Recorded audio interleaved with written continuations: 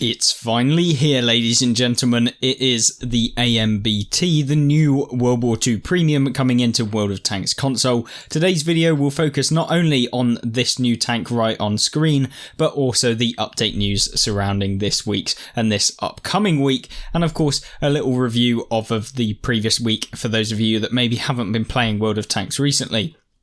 So, first things first, what has come out this week on World of Tanks? We have, of course, got the new content, and that includes the form of the Bastille Day. Of course, at the moment, currently, if you jump onto World of Tanks console, you'll be able to pick up a 30% off all the French premium tech tree tanks that you can get. And also, if you then want to buy some of the premium some of the standard tech tree tanks on the French tanks, all of the line is at a on-track event, I should say. And that means that you can pick up any tier 5 all the way up to tier 6, from tier 4 to tier 6, you can effectively get 30% or 50% off, and then between tiers 7 and all the way up to tiers 10, you'll be able to get a 30% discount on silver cost for all of those vehicles. Now then, not only that, you get a few French tank bundles that you could have picked up. I saw a lot of people not really that fussed on the bundles this week, so I'm not really going to cover that. But we've also had the contract for the Jammer. This is the light tank that is kind of like a Chinese I don't know. It's an interesting light tank. I don't think it's terrible, but I don't think it's necessarily that overpowered either. So yeah, it's kind of one of those just good tanks in World of Tanks console. And of course, it isn't an overpowered mercenary, which is nice to see. We've then had the Light Tank Mastery Challenge, where you can pick up 1 million silver and a top secret keycard for free. You just have to play light tanks and you have to complete a series of operations.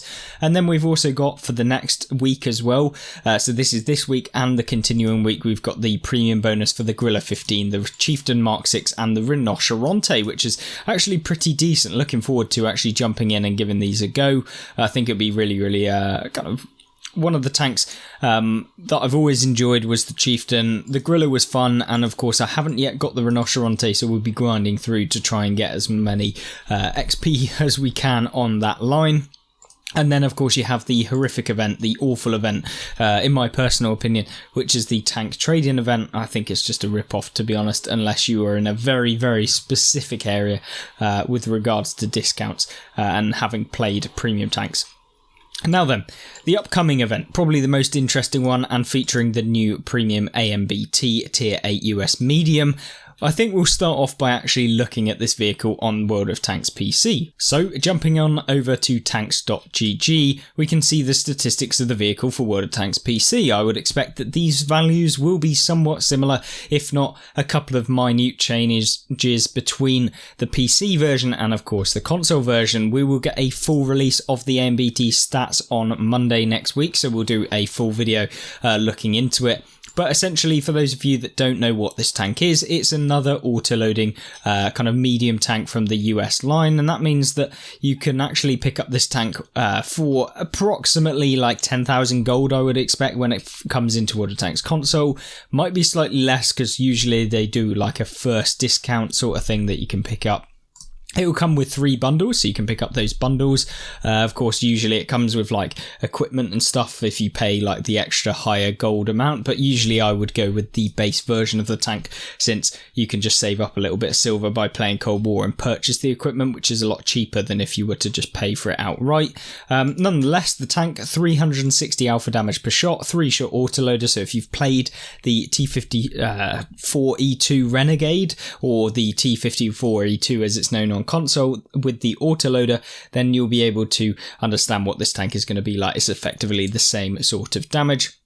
And it means that you do have a 3-second intra-clip reload, which is pretty bad. You're going to be waiting around a little bit between shots, but obviously that can come down if you're using some of the perks that we have available on console, like rapid loading, etc.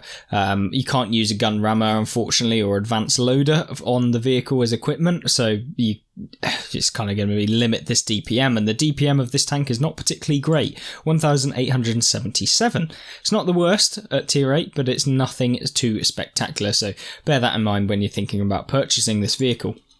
In terms of penetration, looks like you have a decent amount on this. Looks like you can get premium APCR, which has a lot better penetration on PC. So I don't think you're really going to struggle with that. Maybe with the standard rounds against tier 10s, you might have a little bit of a problem.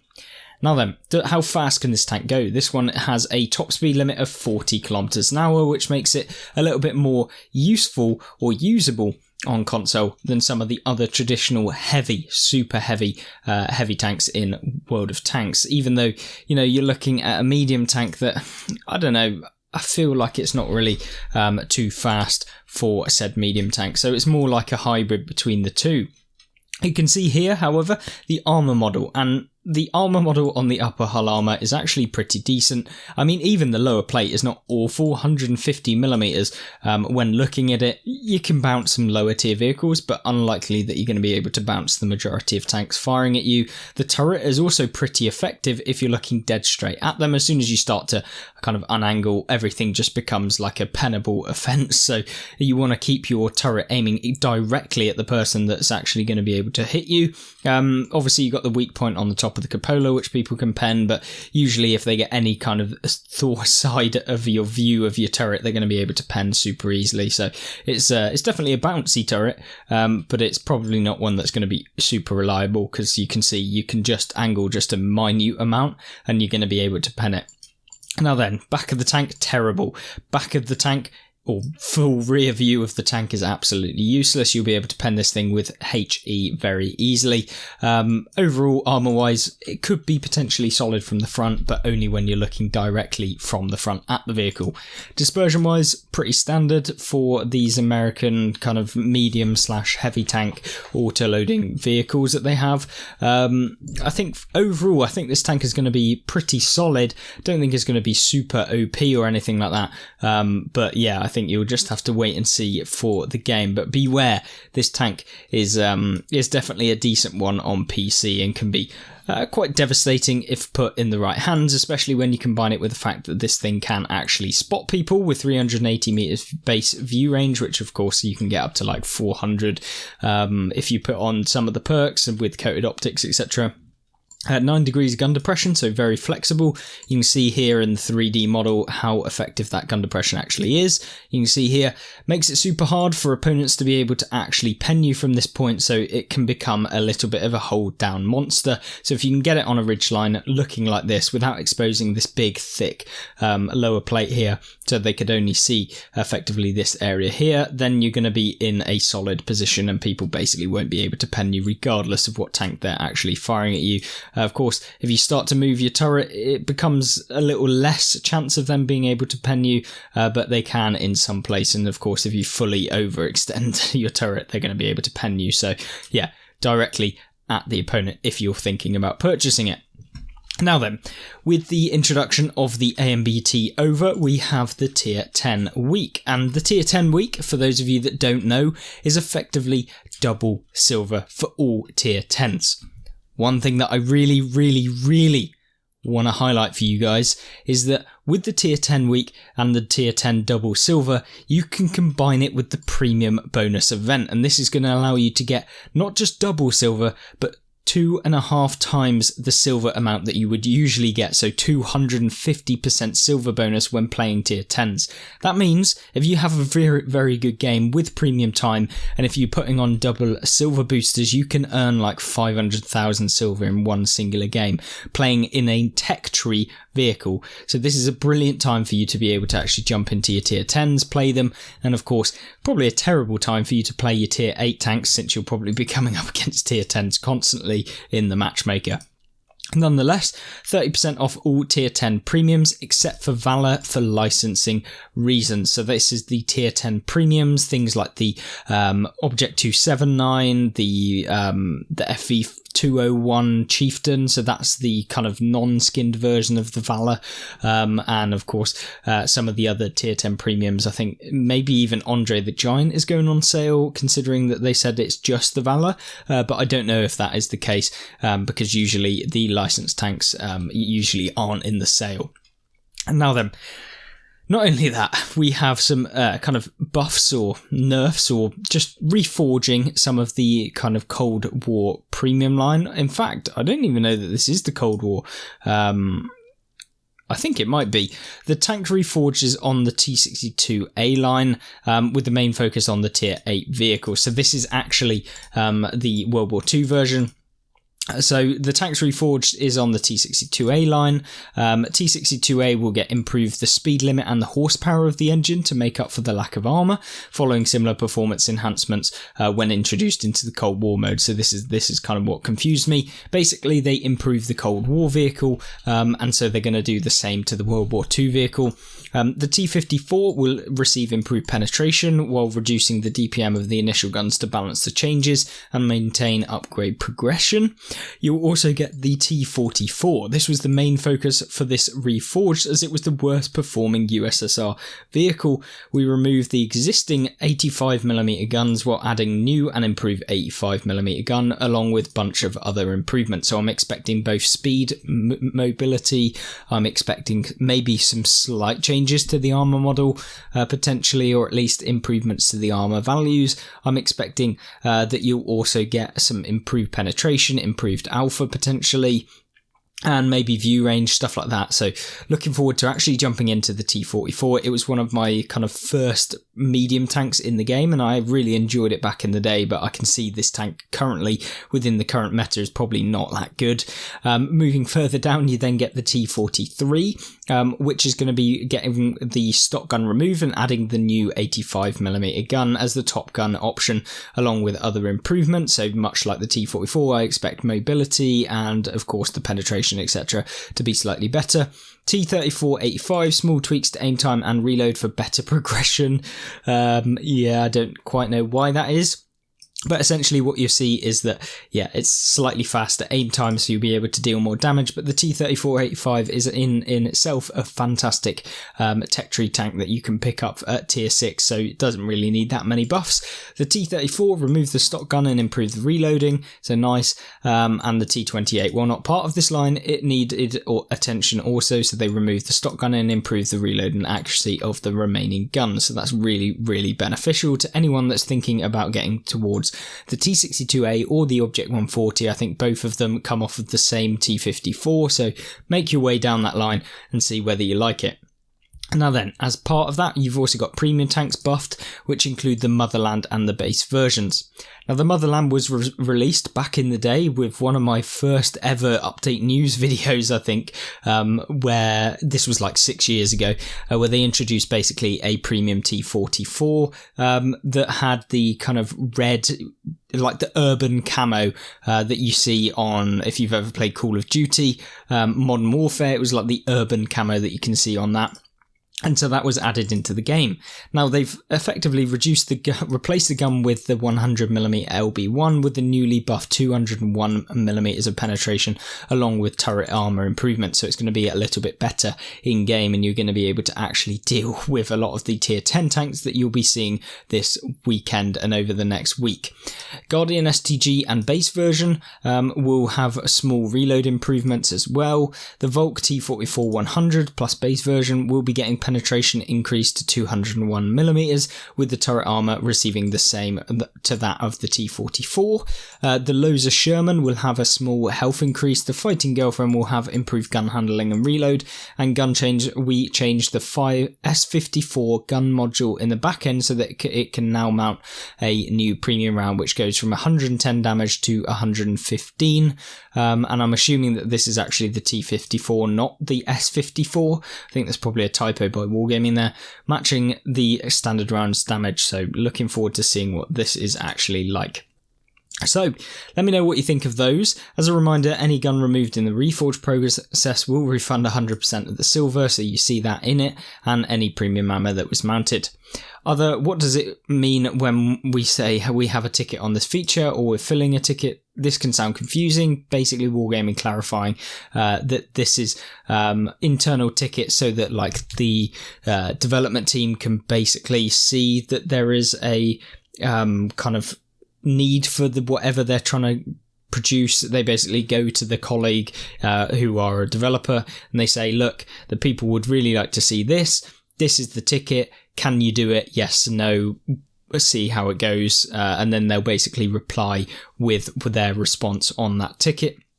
Or it's so basically, yeah, Pain God can see that there's a ticket and then try and resolve said issue / see what the response is from the development team, blah blah blah. Insert probably can't do this as part of our latest update. That's usually what the response is, but nonetheless. We've also got the weekly shoutouts. Kind of key ones is that the milestones was for Shep CJ 71 for 100,000 battles. Have no idea how anyone gets close to this, but apparently a lot of people do. And then, of course, we have some questions to answer as part of this as well. So any new mercenary tanks, and if so, when? Yes, but there's no estimated time of arrival. Maybe this will come as part of a mercenary season that they'll release sometime later on down the line. Any plans to add M103 with missiles? There is a version of the M103 that did have missiles, so we can add that to our ticket. So effectively, the ticket system is they can basically take questions from the community, add them in and submit it and see whether it can be done. Can we get a Silver Week for Cold War? So they were definitely looking into that. Any chance of a String Fury this month? I think there is one scheduled for next month, so look forward to that. 60 TP Reforged. It has a good win rate and better than average, so there's no real changes that are going to be looking into this. Iranian tanks being added to Cold War. They're not in the roadmap, but we can look at it. IS tanks in Cold War is possible. Any plans to make more free XP events? So the boosting exchange rate happens every other month, and there might be some challenges coming up to help with your free XP. That basically means Wargaming are going to give you like 2,500 free XP. Wow, you can buy so much with that. Anyway, Cold War tank Urnop. I'm sure we will add them to Urnops in the future. Buff the Jammer. It's doing pretty well and fun to play as it is right now. Can we get an alien commander? Oh god, yes, we have a ticket for this. Wow, wasting dev time creating commanders. I love that. Can we get a special tank at the end of the year like the 279E op? Yeah, that was cool, and we are actually talking about doing something like that again, so hopefully it won't be the same op, because just gets boring when they're just revisited ops from the previous year, as we're seeing with the kind of earn operation for the Paladin. We've had various different earn operations. They're always the same tanks year on year. Any chance of a heavy metal season? It's being looked into, and you might see one next year. So looking interesting. Could be a good one. Look, I always enjoyed the HMH tanks, which is the heavy metal heroes. That's what it stands for when you see the HMH T3485M or the HMH Super Sherman, blah blah blah. Will season-related garages return? When we change the garage, people get upset, so we're in the mode of just leaving the garage alone, which I completely agree with. I think, even though it is the vocal minority of people going, "Ha, you changed my garage, I can't believe you changed my garage, wow, it makes such an impact on my gameplay." It's 1% of people that actually care about that. Can you buff the hard case due to its armor? Has a good win rate and blocks a lot of damage right now. It's a monster. Who is creating these questions? Genuinely, the hard case, you sit side on and bounce 10 million things. Regardless, shove you to a 4, get a buff. Probably not. It has 56% win rate right now. So yeah, I completely agree. The Shah Future does not need a buff whatsoever. Rent older premium tanks. We're looking into it and see how best it could work. Stay tuned. So renting premium tanks could become a thing. And British wheeled mediums on our list. Any news on clan support? Leaderboards first, and there's a lot more to come. It is a high priority. So very much looking forward to all of the updates that are coming. Of course, there's a lot of events that will be coming. The String Theory next month, which I'm looking forward to. It's not that long away now.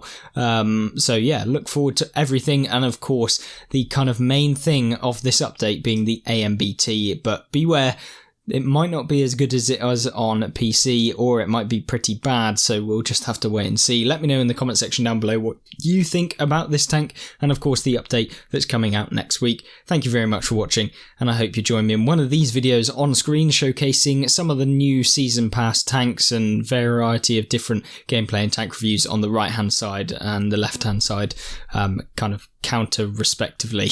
But yeah, anyway, have a look at those videos, and I hope that you have a great rest of your day. See ya. Goodbye.